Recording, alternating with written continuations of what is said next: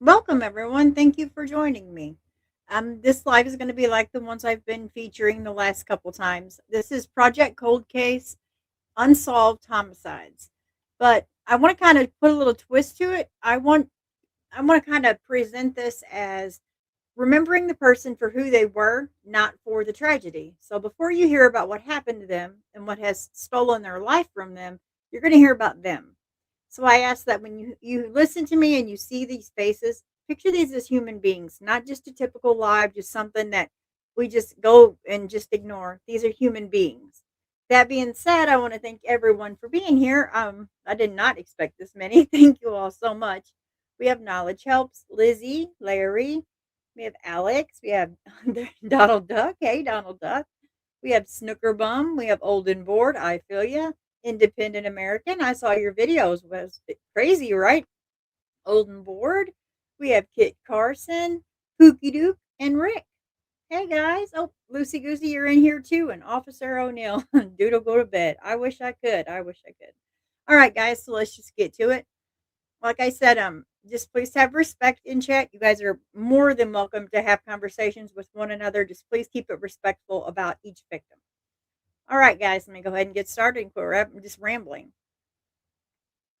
This story is part of a collaborative project between Project Cold Case and the University of Florida's Applied Journalism class. Let me fix my mic real quick. There we go. All right.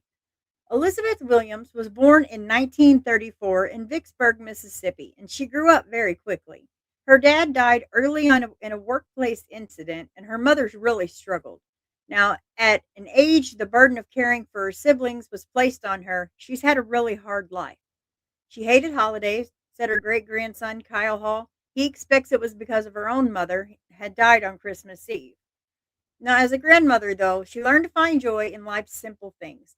She spent most of her time cooking, sewing, and gardening, but that ended in 2006 when she died due to blunt force trauma to the head in her Warren County, Mississippi home.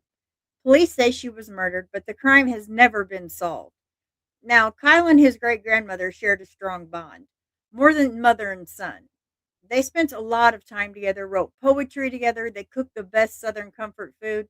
Kyle said his favorite meal was her salmon croquettes.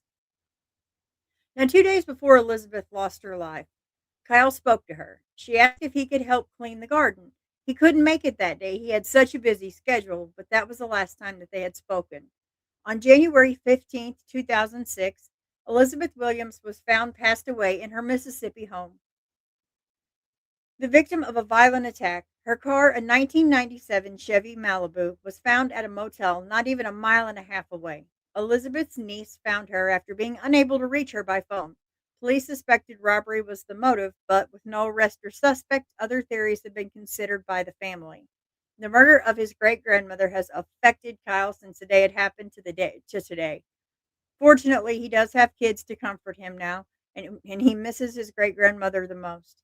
Her murder created a fracture within that family that still remains almost 2 decades after her passing. Now, anyone with information concerning Elizabeth Williams' unsolved homicide is asked to call the Warren County Sheriff's Office at 601 636 1761. Oh, goodness, she has such a kind face. It's just so heartbreaking and it's just endless. It's horrible.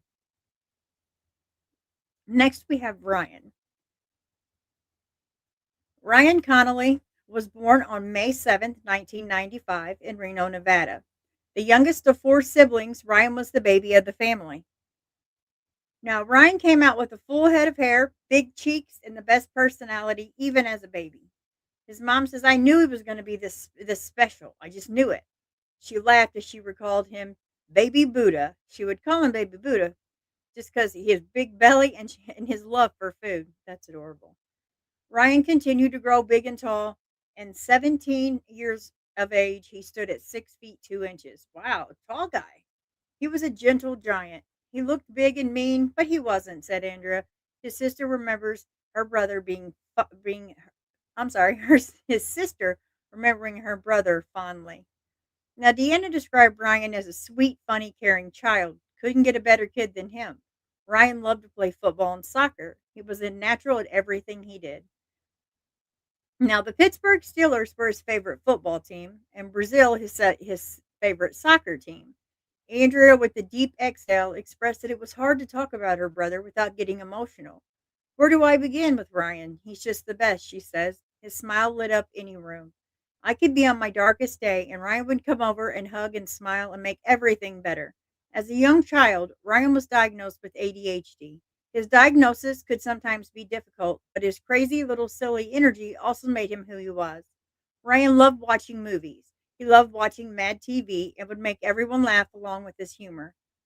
Ryan was excited about his future. He was looking forward to joining the Navy and becoming a Navy SEAL. That was his dream since he was a child, and he never wavered from it. Ryan was so passionate about joining the Navy that he got off his ADHD medication at 16 and a half to be able to enlist. Wow, 16 and a half. Goodness. Andrea admits, I was nervous about him joining the Navy, but since he was little, that's all he wanted to do. Whenever I see anything Navy related, all I can think about is Ryan. He would have created an amazing legacy. Ryan's dream of becoming a Navy SEAL and watching his 3 week old daughter grow up never came to fruition. On July 7th, 2012, Ryan spent most of the day at home waiting for his girlfriend and 3 week old baby to come over. After waiting, Ryan decided that he was going to go ahead and go to a friend's house at 8:30 p.m. in the same apartment complex. Well, it was a hot summer day and night in Nevada, and Deanna and some of the neighbors were outside playing dominoes. They had lived in the same apartment complex for over 13 years, so she was very well acquainted with the neighbors. As Ryan left, she requested that he check in every hour, whether it was by text or phone. Deanna watched Ryan walk away, not knowing that would be the last time she would ever see him alive. By 10:30 p.m., Deanna was expecting another check-in from Ryan when her phone rang. But she couldn't hear anything. Then the phone hung up. She attempted to call Ryan again and again, but he didn't answer. Moments later, a neighbor come running up to the group, shouting, "Ryan's hurt, come quick." Deanna threw on her shoes and she ran right to Ryan. I couldn't get there fast enough, she says. I see people standing around and wondering where my kid is. Deanna explains that I ran into the apartment to see a size 13 feet and ran to his side. She very tearfully says, Ryan's laying there with everyone screaming his name. I'm trying to wake him up, but he's not waking up. I can still hear my own voice screaming, "Don't leave me." Police at the scene stated that he had stumbled into the apartment where he was found. Reno police showed up at the scene at 10:26 p.m. and attempted life-saving measures. Paramedics loaded Ryan into a gurney and headed to the Rion Regional Medical Center. Deanna followed in her car, driving like crazy, trying to go to the hospital, heart racing. While at the hospital, waiting for any news about her beloved son, the doctors brought her back into a room and told her that Ryan didn't make it and he had been shot. She thought they were lying. My kid? Why my kid? My kid, Ryan? Reports state that Ryan was seen on surveillance by walking down Sutro Street to a Go Mart on the corner of Audi Boulevard in Reno. Now, police did confirm that he was alone on the video. Detective Dustin Allen in the Reno Police Department was quoted a 2017 news article saying he doesn't spend a whole lot of time there and he doesn't seem to be doing anything distressful or anything problematic that they could see at that point. Now, Ryan then begins to make his way to the apartment, and witnesses state they heard an argument and gunshots. Police in Indiana canvassed the area that night looking for anyone with information. The case has gone unsolved. Deanna and her family are still fighting for justice for Ryan. Unfortunately, the news media ran a story labeling the homicide as gang related. Deanna and her family feels that although the media has dug a hole they can't get out of, she and her family have fought to change that, but nobody can ever remember him for anything more than that. Honestly, Ryan was a 17-year-old child who had dreams and goals. He was a father, a football star, a future Navy SEAL. Ryan was just a kid. He was going to be somebody big in the Navy. He was going to be the best soldier they ever saw. But somebody took that away from him. If you have any information at all, please contact the Reno Police Department at 775-334-2115. My goodness, that is heartbreaking. So young. So young. Okay, we have Stephen. Like I said, this is all of these will be from a collaborative project between Project Cold Case in the University of North Florida's applied journalism class. Stephen Hershey was a man of ambition who lived his life to the fullest. With a lifelong love of automobiles and trucks, the middle of three brothers, he was a father figure to his younger brother, Jim Hershey, who remembers him fondly and misses him dearly. Losing him has devastated their whole family. A true entrepreneur, Hershey worked as a trucker while taking on the occasional odd job. Now, some more odd than just others, such as his attempt to collect ash from Mount St. Helen to make souvenirs, as she giggles. Throughout the souvenir hustle wasn't a success, and not nearly as what he had hoped. Now, Hershey held his head up high and continued pursuing his dreams with pride and tenacity, eventually laying plans to start his own trucking company. Hershey seemed to have a bright future ahead of him. He was starting to own his own truck company with a friend. Unfortunately, that never happened. He was driving a truck long distance when he missed his intended time of arrival, which Jim knew meant something had gone wrong. He found his missing brother in the sleeping cab of the truck, which had been parked at Valley Forge, Pennsylvania Turnpike Plaza, dead. Now, according to local police, both his truck and shipment were untouched. Over 40 years after Stephen Hershey's murder, Jim Hershey grapples with the pain and uncertainty of losing his role model. Losing my brother has affected my life in many ways. He was 26 and had dreams like most kids. Excuse me. He was 26 and had dreams like most kids, he said. It was just life changing. A lost brother, a father figure, and a best friend. True, time changes things, but you always wonder and you never get over it. He still up in conversations and, well, mostly every day, maybe every week.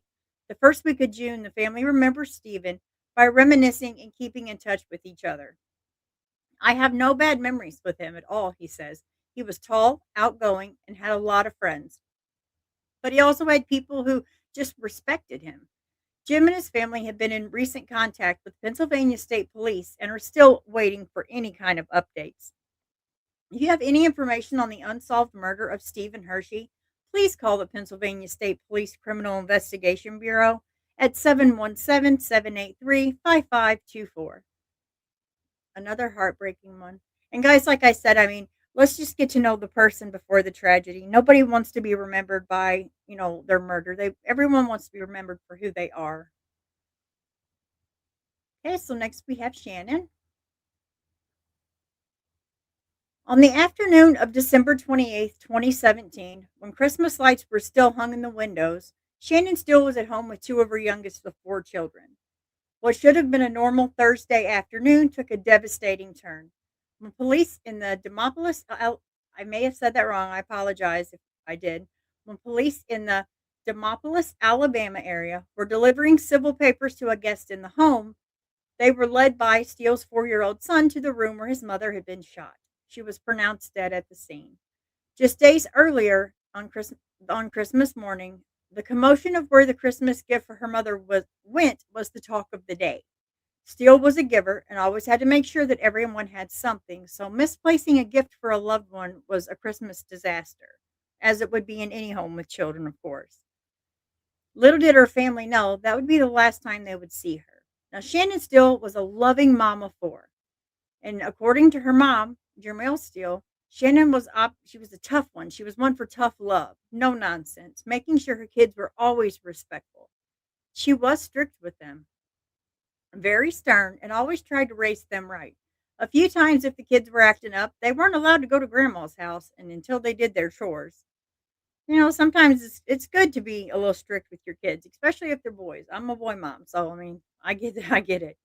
Now, her mother recalls Shannon was able to convince her brothers to do just about anything, including countless beauty makeovers, and I still don't know how she did it, she giggles.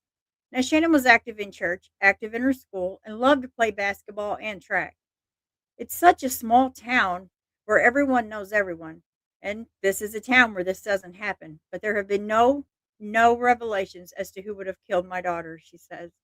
On the day of her murder, Valida was working as a 911 dispatcher when the call came in to the county police department. She remembers breaking down after leaving her desk as she processed what she had just happened.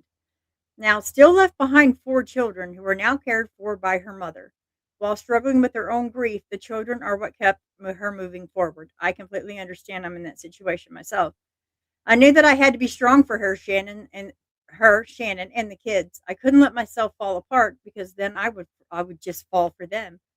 Every day is a battle with grief for the family as they pray for an answer to come through. But on July 23rd, Shannon's birthday, as well as December 28th, the anniversary of her passing, the family and friends gather around to remember her as this incredible friend, mother, sister, and daughter they had the privilege of knowing. Now, these events are not only to honor Shannon, but also a way to raise awareness and for her family to never give up on looking for those answers. We'll always be looking for answers and always ready to bring that little piece of closure home. Now, if you have any information about the unsolved murder of Shannon Steele, please call the Demopolis Police Department at 334-289-3073. And I want to go ahead. I didn't download this, I don't think, right, but let me download this too because I want to show you her flyer. I hope that downloads for me really good. If I have a lag, guys, just tell me, or if the sound's off, please let me know. Okay, it's gonna load. All right, there with me. Okay, and here is her reward, and this is kind of what they share out there. I will download this since I have it in here now, and I'm just gonna go ahead and share it. It will be in my community. Hey, it'll be on the community page, or I may just share it as a short. I'm not sure. I mean, guys, this is so important. This is a loved one. It's not just a picture. It's not just a typical, thing we see on YouTube. I want these people to be remembered for people, for who they are, because you never know. Their children could be watching this. Her mom. You just don't know. You never know. Okay, I'm done rambling. I'm sorry. I just really get really passionate about these people. It's just very important to be somebody has to care. Okay, we have Barbara Ann Smith. This story is part of a collaborative project between Project Cold Case and the University of North Florida journalism class. Over 3 decades ago, Barbara Ann Smith called her older sister, Gloria Tyson, to tell her she was enrolling in a vocational school and leaving the streets behind to provide a better life for her children. If I miss anyone, chat, I do apologize, but I kind of just get to reading, and it's not meaning any disrespect, guys. However, a week after the good news, Barbara's body was found in a parking lot of Van Buren Elementary School in Stockton, California. The date was August 17th, 1991. Barbara was 28 years old and 7 months pregnant with a little girl who would have been her eighth child. Guys, like I said, I mean, you got to figure it was a different time. After Barbara's body was found, Gloria was informed by the police that Barbara was murdered. Now, she had been bludgeoned to death by an unknown object. She had footprints on her pregnant stomach. She was only wearing a pair of socks and was likely killed 12 to 24 hours before her body was discovered. Trigger warning, of course. Let me see my sister at the mortuary. They said no. And she said yes. They let her see her sister at the mortuary. The sight of her body that day had been stuck in my head forever. Not a day goes by where I don't think about it. I shouldn't have done it. Gloria had been fearful for years that she would receive a call from the police that Barbara was murdered just to the type of people that she had associated with. But Barbara had a hard time finding a role model and turned to the streets where she found most of her friends. And honestly, guys, that happens more frequently than you would think, honestly. She was lonely and depressed at the time, and her friends helped her cope and coping with the pain by giving her drugs. When you have no role models, you look toward the streets. That ended up putting her on the path of drugs, says Gloria Tyson. Now, Barbara was a shy girl who grew up in Stockton, California. She was a petite woman at just under 5 feet tall. She was a friendly, kind woman who had fun playing outside with her friends and family. Barbara's favorite music was R&B, and her friend's artist being Whitney Houston. She loved Whitney's voice and would dance to her music. Now, Barbara was a caring person who always had a smile on her face. She was the type of gal that would give the shirt off her back to anyone. According to Gloria, just really a giver. Barbara dropped out of high school and had her first child at the age of 16. Growing up, Barbara was unable to see Gloria every day because they did have different moms and they lived in different homes. Gloria was always protective of Barbara because Barbara was the baby of the family. During her times of trouble, Barbara tried to avoid Gloria because she did not want to see her when she was involved in illegal activities. Gloria moved a few hours away to Stockton's high crime rate. At this time the articles was written, according to the Neighborhood Scout, Stockton had more crime than 94% of other cities in the United States. Wow. Now, Gloria found that difficult to get in touch with her sister, and from time to time that did happen. But this time it was a little different because people then didn't own cell phones. Phone numbers consistently changed. Living a couple of hours away also made it hard to contact her little sister. So Barbara decided to turn her life around for her children. Her two oldest daughters were the only children living with her towards the end of her life. Her and her children were living in foster care. Gloria said that Barbara was proud of herself for deciding to go back to school, as she should. Barbara was hoping that going back to school would eventually lead her to being able to have all of her kids living with her. Oh. After the murder, Gloria had lost contact with Barbara's children.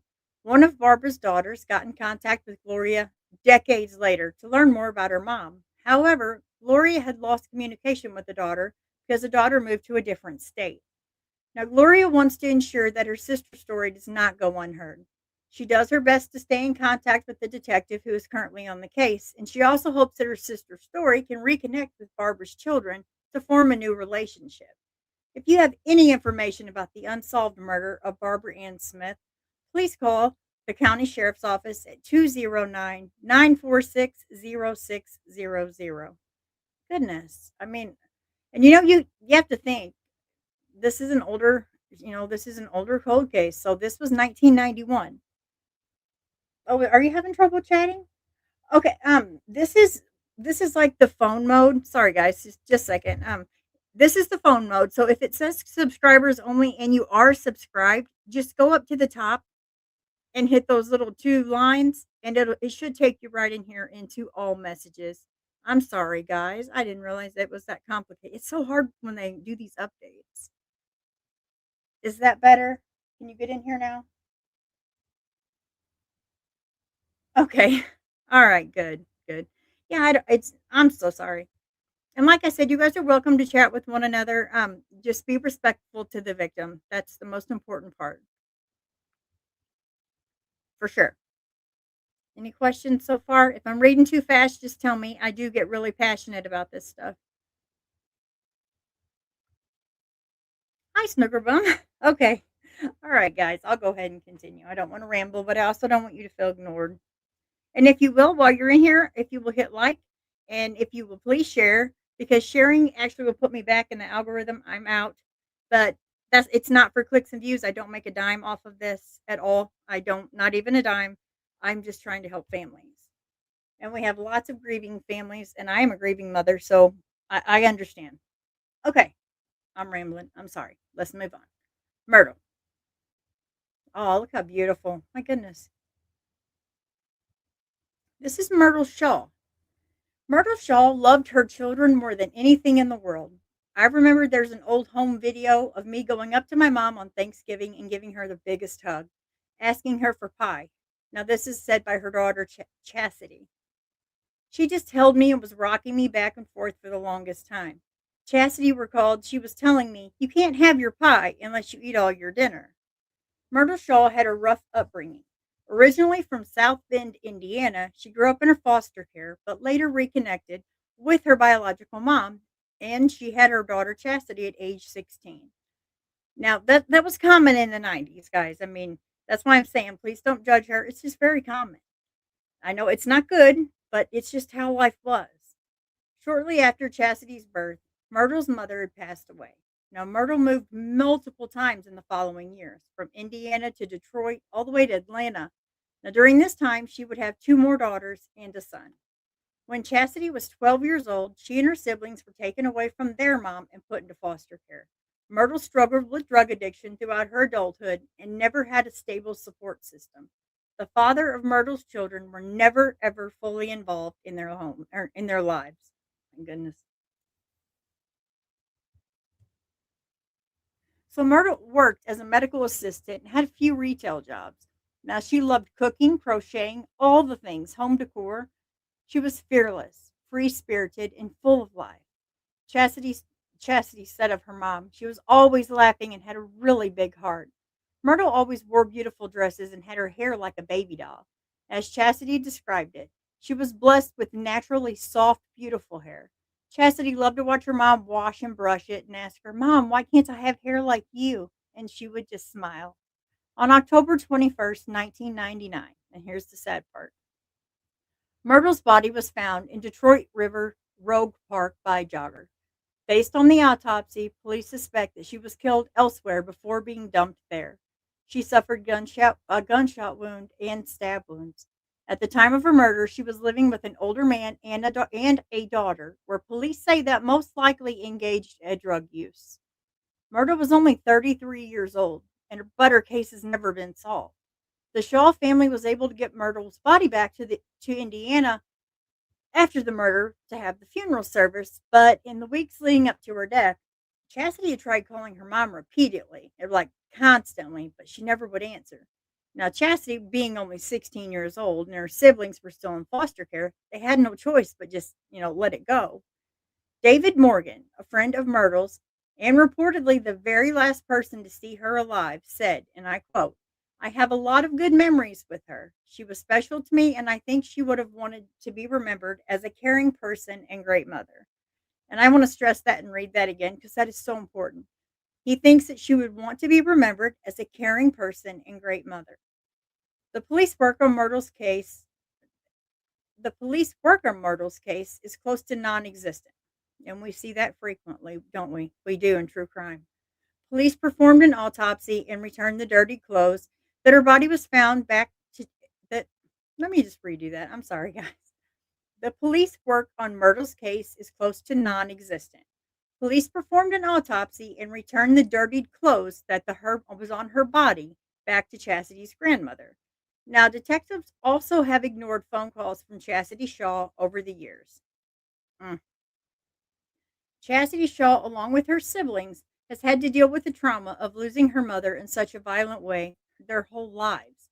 Without knowing who is responsible for Myrtle's murder, I'm sorry, that's a tongue twister. They are not able to truly have closure. There never will be. And this emotional loss of pain of losing a mother in such is just in a horrible way, this brutal manner, it's hard for them to rest. Now, Chastity is now grown and currently lives in Houston, Texas. She's the mother of two beautiful sons. She continues to fight for answers in her mother's case daily.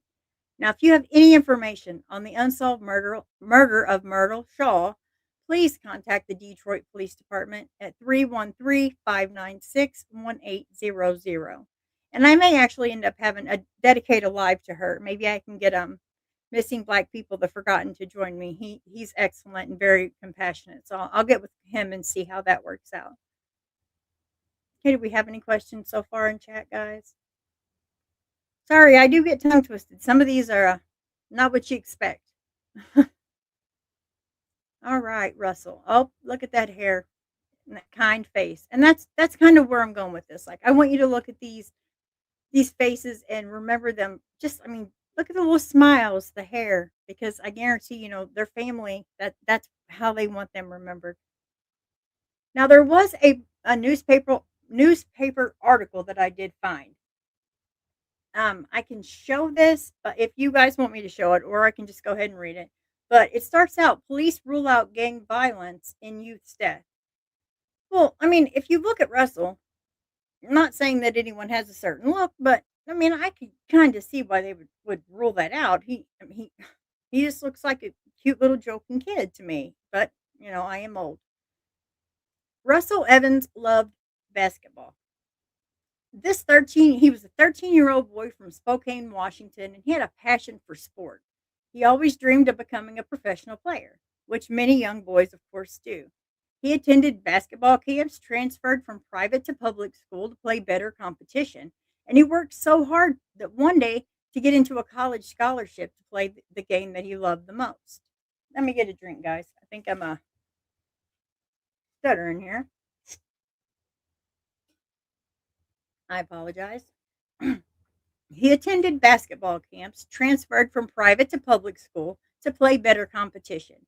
and worked so hard to one day get a college scholarship to play the game he loved. Diana is with her fond memories of her older brother, in quotes. Although he was 9 years older, he was fun to be around. Now, he was protective and he'd always play with me and give me piggyback rides and hassle me just like brothers do. Christian Russell's cousin and good friend describes him as very adventurous. He just had an adventurous spirit. He had lots of energy and loved to run around and explore. He was athletic, super busy, and wouldn't stop moving. Now, there wasn't ever a dull moment when being around Russell.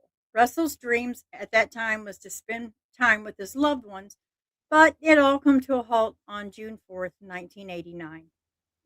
June 4th, 1989, that night, Russell was found beaten and run over in the street after a hit and run. It had been over 3 decades since Russell's murder, but the impact he's had on the family can still be felt to this day. Now, Deanna can still recall that day, despite being so young. I was 5 years old when this happened, she says. It came out of nowhere. Earlier that day, Russ and some of his friends got into an argument with three older boys, teenage boys, over a girl. He defused the situation, but before the older boys went away, reports say that one of the kids told Russ that him and his friends were going to get him and he would die that night. Now, a few hours later, or so the story goes, a lady driving down the road found Russell lying nearby. At this point, he was still conscious and yelling for his friend. Now, Russell would be transported to the hospital at 1 a.m., but he did succumb to his injuries a few hours later at exactly 9. Now, she says she remembers just sitting on her mom's lap as she explained that something happened and crying. To a young Diana, it was difficult to accept that he was really gone. When you're that young, the concept of death doesn't really register, so I thought he would be back. It just didn't really sink in until I saw him not breathing at the viewing. I remember sitting on my mom's lap crying once I realized what all this meant. Now, Christian was staying at a friend's house that night. He believes that the parents were trying to protect him at every moment as he was only told of the incident the next morning. Now, the next thing I remember was my friend's sister looking at me saying I needed to go home. Now, the look on her face is burned into my memory. My mom got out of the car and simply said, "We lost him." The initial impact of Russell's death was something that had a tremendous effect on Christian in particular. It was hard for a 13-year-old to see what happened, no explanation or reason. When I got word of exactly what happened, I became very angry, he recalled. I hated everyone, didn't trust anyone, and lashed out. It was a miracle I didn't end up dead. I had so many feelings of anger and frustration about why this happened and why nobody was doing anything about it. Although decades have still passed, this case has grown cold. The impact can still be felt through the family. Each family member has dealt with this fallout in their own way. Now, Diana now works as a trauma therapist in the Spokane area. Oh, well, that's amazing. That's good, guys. I mean, kudos. I just admire people that can take a negative like this and that much pain and make it a positive, but she's doing it. Now, she uses her experiences from them to help patients of who may be going through similar situations. Now, Christian, who currently lives in Idaho, says that the family's faith also plays a great part in helping him overcome his traumatic events. People use their free will for good or evil, and unfortunately, evil was used on Russ. But I can't hold that to be bitter. It's like drinking poison and expecting the killers to die. It's not going to work. My cousin's not missing. I'm glad we have the body, but we're still missing who did it, and that's even harder to deal with. But I do have faith that closure will come in his life or the next. Now, this family has been active on Facebook sharing Russell's story and other Spokane area cold cases, hoping to bring more awareness to each of them. Diana is also petitioning the Spokane Police Department to establish a specific cold case unit to tackle numerous unsolved crimes. And that would be amazing if we could do that in each state. It really would. I don't think that would ever happen because of funding, but that would be amazing. The reality of life is that trauma can hit anyone at any moment, at any time, for any reason. Now, you can try to prevent it, but honestly, there's no way of knowing. You can't move on if it's not something you can get past. It integrates into who you are. It's definitely changed who I am. I had to accept that this happened and that the case may never be solved. Now, I don't want to let it eat me up inside, but I'm passionate about this case, not just Russell's, but everyone in Spokane. What a strong woman, my goodness. If you have any information on the unsolved murder of Russell Evans, please call the Spokane Police Department at 509-456-2233. My goodness, how sad. Oh, gosh. Do we have any questions? Anybody? I know I see you guys that are in here, but nobody's saying anything, so I'm sorry if maybe I put you to sleep. It is sad, Spanky. Officer O'Neill is Spanky. He's actually a very good friend of mine. It's horrible. It is, but we do see this a lot, and I just love to see families take that negative and make it positive because, it kind of helps us even tell the story when we know about the person. Okay, so the next one is Tammy. Now this is Tammy Saylor. Tammy Saylor's greatest desires in life were to work hard, get married, and start a family. Now, at only 18 years old, she had already bought her own car, a 1989 Chevy Sprint, with the money she had made working at Burger King, and was on the track to obtain a manager position. She hoped to own a franchise location one day. Wow, goodness, that in 1990, those are great ambitions. I've never thought of doing something like that. That's great. So her dreams never came to fruition, but she wanted that. On the night of February 28th, 1990, she was found passed away in her car on Interstate 81, just 3 miles from her Bristol, Virginia home, and she had been shot to death. Growing up, Tammy was always outgoing and very family oriented. She loved going to big family reunions, learning how they all were and related to each other. She also loved meeting new customers at work and had a very soft spot for elderly and small children, always telling her sister Teresa that one day she wanted to have a house full of children. Tammy was a beautiful young woman with brown eyes, brown hair, who took great pride in her appearance. She particularly loved doing her hair and would often have her sister braid it.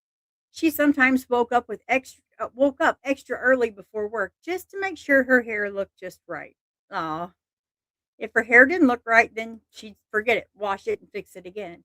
But if it was laying right, she'd go back to bed another 30 minutes. Now, Tammy also loved animals, especially her cat, Socks. Now, Teresa vividly remembers that before her sister left for work on that February day, Tammy asked her mom to be sure and take care of her beloved cat. My mother was not an animal lover, but she loved Tammy and she got used to Socks. That night, Tammy was driving home from work on northbound lanes of I 81. Suddenly, a bullet came barreling through the driver's side window, striking Tammy in the head. She was she was killed instantly by the gunshot. Now her car drifted across northbound lanes into the other side of the interstate before coming to rest. The police had originally treated the crime scene as an auto accident before later discovering the bullet shell casing in the back seat of the car. Let me get a drink. Sorry, guys, that squeak is my chair. I have a squeaky office chair. Sergeant Steve Crawford from the Bristol Police Department is still working on Tammy's case despite it going cold. Oh, well, that's a blessing in itself. Currently, he's dealing with lots of paperwork and surrounding the case and says it's been difficult to make any progress, even given the lack of physical evidence and the fact that many of the people who gave information have moved away or they've passed away. Now, Steve went to the same high school as Tammy. He remembers her as a very friendly, hardworking young girl. He was 19 years old when she was killed, and his father was the supervisor of the Bristol Police Department at that time. He's looked at some of the same stuff. He's looking at the same stuff that his late father, eventually in the beginning of this, had looked at. So, despite the years, Teresa says she'll never stop trying to find justice for her sister. She has collected newspaper clippings and photos related to the sister's case and created an album housing it all. She has also kept in close contact with Sergeant Crawford. There's just so many theories and still no answers, just more and more questions, but I'll never give up hope, she says. So if you have any information on the unsolved murder of Tammy Saylor, please contact the Bristol Police Department at 276-645-7400. And guys, like I said, this is just ongoing. It's not something that's rare. It's just really not. It happens so much. Let me check chat. Well, you know, Spanky. I mean, you know how it is. Unless you, do you have an opinion? I kind of want to include you guys. I don't want to ignore you. Right? Yes. So yeah, and like I said, you know, and this is 1990. So yep. All right, guys. I mean, you guys aren't really chit chatting much. You're just listening, or like I said, if you have a question, please feel free to ask. I'll give you a few seconds before I ramble on. We only have a couple more, and I won't keep you long.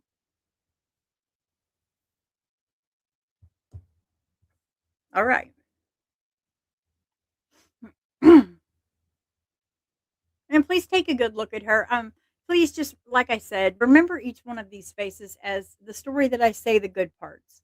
Too often we focus on the negative and we never realize that you know, it's not just a murder. That's a person. That's their life and their family still grieves for that. Grieves for them. Of course. All right. And we have Daniel Carver. Look at that little smile.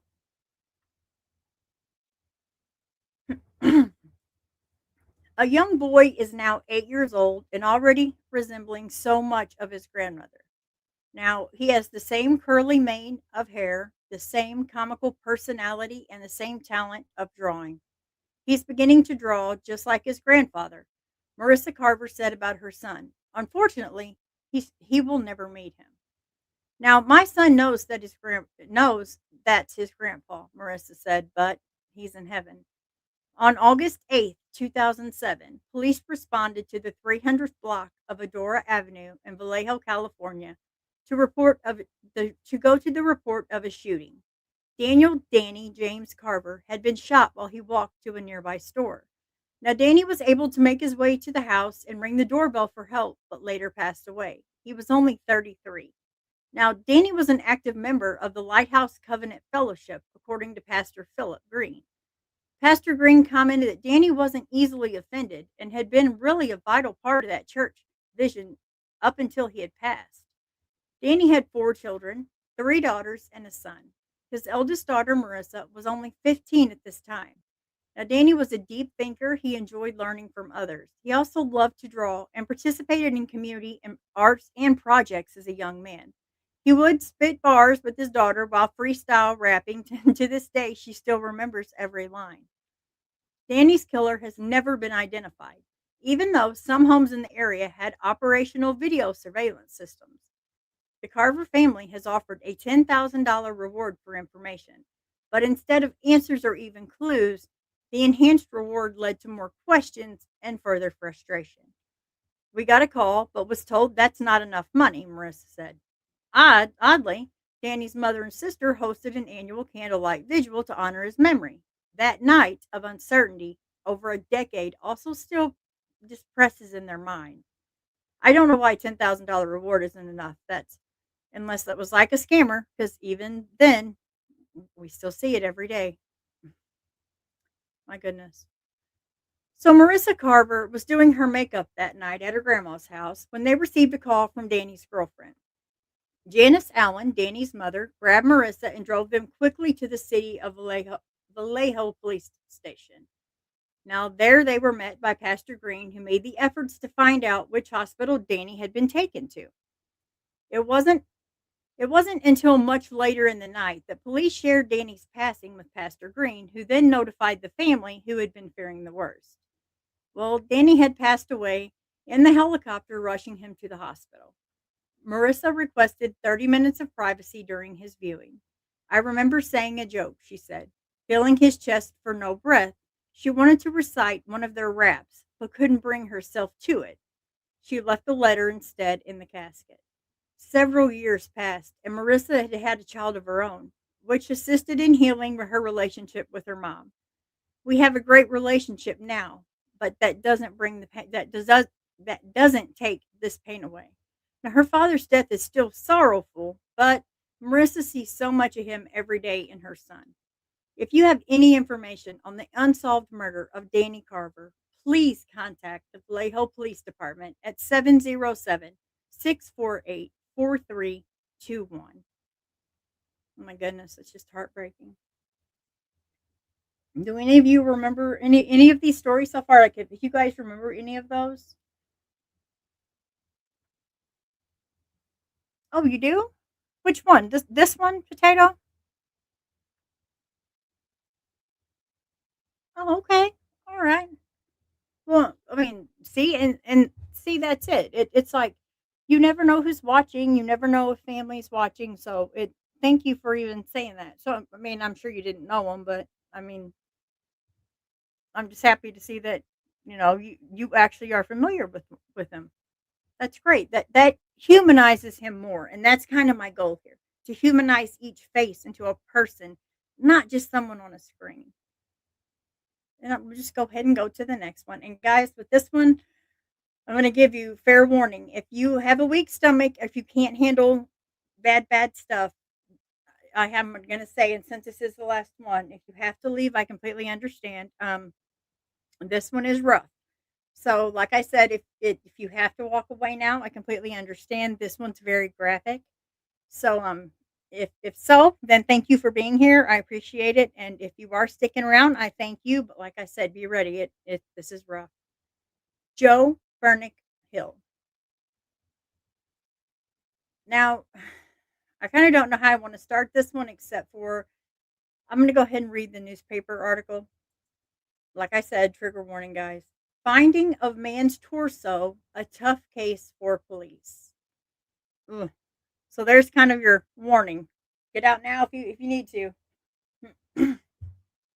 So the story is part of a collaborative project between Project Cold Case and the University of North Florida journalism class. Joe Hill always taught his kids they were strong. Now, Alicia, Joe's daughter, shared one of her favorite memories of her father. And this is why I do this, the memories. I remember one time when I fell off my bike and I scraped my knee, she said. My dad brought me into the house and poked at each one of my muscles. And he said, feel strong. See how strong you are? Feel how strong you are? I was still crying. He laid me back and had my head on his arm, and he was flexing his muscles, and my head was bouncing up and down. And he said, you feel how strong that is? You're my daughter. You're this strong. Oh. So his grandchildren and even his great grandchildren know his signature pose of flexing his arms to show off his strength. That will never be forgotten. In 1981, Joe Hill had three young children who adored him. At the end of August 1981, Joe took his kids to Florida. They went to Disney World and another amusement park. After their trip to Disney, Joe dropped Lisa off at her mom's house in Alabama before returning to Michigan with his other children. Now, I remember for some reason I could not let him go that day, Alicia said.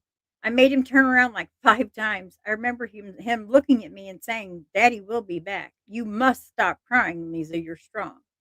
But Lisa never got to see her father again. He went missing once he returned to Michigan. Joe never got to see his own children grow up. He carried the whole family. He cared about everyone and he carried us all. And when he left, everything changed.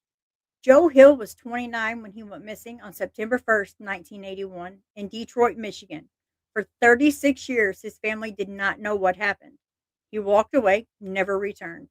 Now, Joe's brother, he left the house and was never seen by family again. Now, that's a statement by his brother. 4 days after Joe disappeared, a torso was found in a garbage dump on Detroit's east side. Now, no connection was made between Hill's disappearance and the torso at that time. Joe's car, a 1979 Pontiac Firebird, was found 3 days after that, and it had been left at a car wash near the Clinton Township Police Department.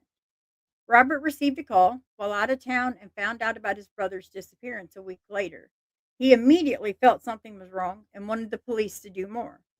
When someone goes missing, the first person you look at is the victim's significant other. Joe's partner at the time had never been questioned regarding the case. Hmm. Did I read that wrong? Let me try that again, just to make sure. I don't want to put anything that's not factual. When someone goes missing, the first person you look at is the victim's significant other. Joe's partner at that time had never been questioned regarding his case. Oh my goodness. God.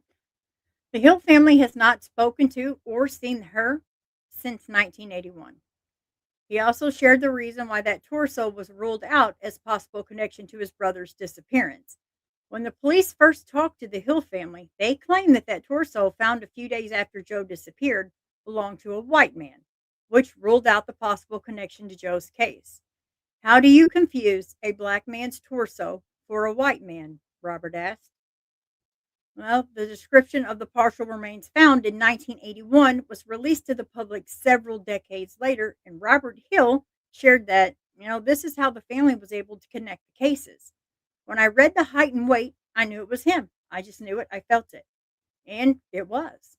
Robert explained that the Hill family had the partial remains exhumed in August of 2017, and in March of 2018, they were identified as Joe. It just reopened the wound all over again, he said. We were pleased to find the torso and have some part of him, but it's just so hard. So Joe Hill's memory lives on with his family. He was a man of many talents. Joe had a curious mind. He always wanted to know how things worked. That led him to always having the advanced knowledge over multiple subjects and a love for inventing new things. Now, Joe was also incredibly athletic. Anyone who met him knew he was strong. From the way he carried himself to the way he looked, Joe was always extremely fit. Even if he had a second-degree black belt in Taekwondo, a sport he did with his brother Robert, no one really wanted to mess with him. He was that kind of strong. Above all else, Joe was kind, though. He wanted to be there for everyone and always stressed the importance of believing in yourself. I think that's how he would want to be remembered. And see, this is the part that I always want to stress. I think that's how he would want to be remembered. Joe would want people to know how he was. He always wanted to help people, just that kind of man. Joe would always stress the importance of his family's strength, flexing his muscles to show how strong they are. At the end of the day, says Lisa, he always made me like I was strong, and I carried that throughout my life. If you have any information about the unsolved murder of Joe Burnick Hill, please do the right thing and go to the Detroit Police Department at 313-596-1800 and give this family some closure. That is just heartbreaking. Awful, awful. Well, okay, guys, I'm going to thank you all for joining me. I know I kind of rambled a little bit, but I'm very passionate about remembering people for who they are and not their tragedy. With all that, if you would please like and share, I'd appreciate it. If not, I still want to thank you all for joining me. And I hope you have a great rest of your day. And God bless each and every one of you. Until next time, bye-bye. In a world that turns too fast, some are lost, left in the past. But we won't let silence win. We'll speak their names again. Voices rising through the dark. Every story leaves a mark.